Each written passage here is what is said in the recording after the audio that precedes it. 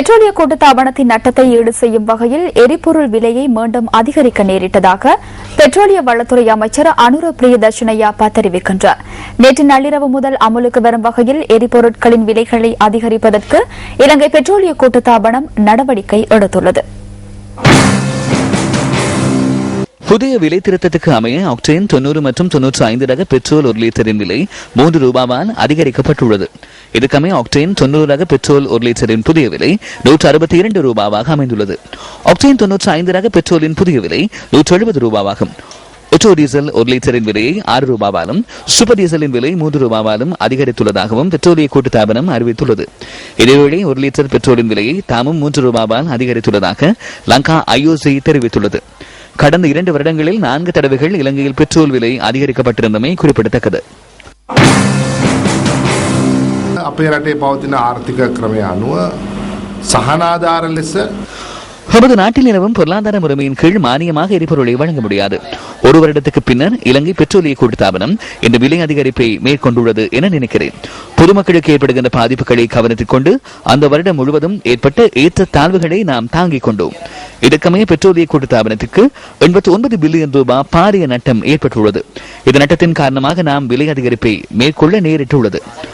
அமைச்சர் அவ்வாறு கருத்து வெளியிட்டாலும் அவரை வரவேற்பதற்காக கடந்த 12ஆம் தேதி கொலன்னாவில் நடைபெற்ற வைபவத்தின் போது பிரதி அமைச்சர் மாறுபட்ட தகவலை வெளியிட்டிருந்தார்.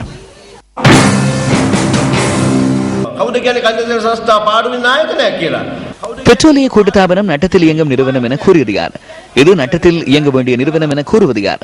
வெளிநாடுகளில் இருந்து எண்ணெயை இறக்குமதி செய்து விற்பனை செய்யும் போது உலக சந்தையில் நிலவும் விலைகள் தொடர்பில் ஆராய்ந்து விலைகளை ஒப்பிடுவதற்காக இயலுமை இருந்தால் இது நட்டத்தில் இயங்கும் நிறுவனம் என யாராலும் கூற முடியாது. அமைச்சர் அவர்களே, அப்படி இருந்தால் இந்த நிறுவனம் கடந்த காலங்களிலும் நட்டத்தை எது நோக்கி இருக்க வேண்டும் அல்லவா? அவ்வாறு நட்டம் ஏற்படவில்லை.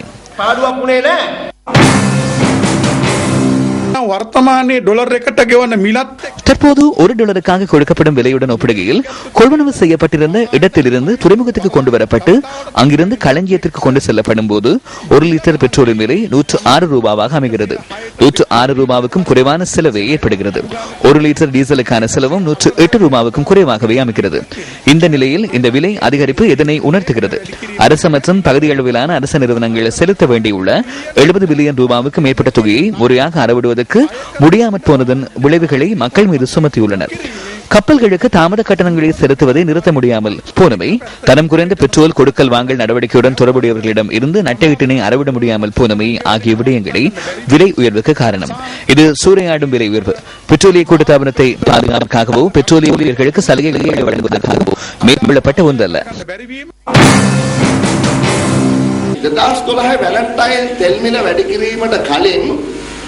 2012 வெலண்டைன் எண்ணெய் விலை அதிகரிப்புக்கு முன்னதாக ஒரு பீப்பாய் மசகு எண்ணெயின் விலை $101 அமைந்திருந்தது.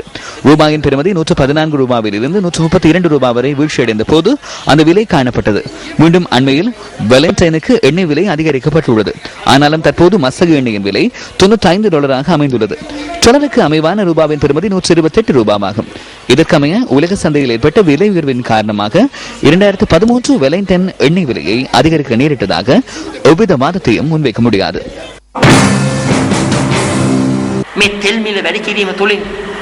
இந்த எண்ணெய் விலை உயர்வினால் துன்பத்தை அனுபவிக்கப் போவது யார்? மக்களால் தெரிவு செய்யப்பட்ட ஆட்சியாளர்கள் இதனால் பாதிக்கப்பட மாட்டார்கள். நாட்டை நிர்வகிப்பவர்களுக்கு இலவசமாக எரிபொருள் விநியோகிக்கப்படுகிறது. நாட்டில் செல்வாக்கு பொருந்தியவர்களை சிம்மாசனத்தில் அமர வைத்தால் ஊழல் திருட்டுகளின் விளைவுகளை மக்கள் அனுபவிக்க நேரிட்டுள்ளது. சந்தையில் எண்ணெய் விலை குறைவடையும் போது இலங்கையில் எண்ணெய் விலையை குறைப்பதற்கான முறைமை ஒன்று இருக்க வேண்டும்.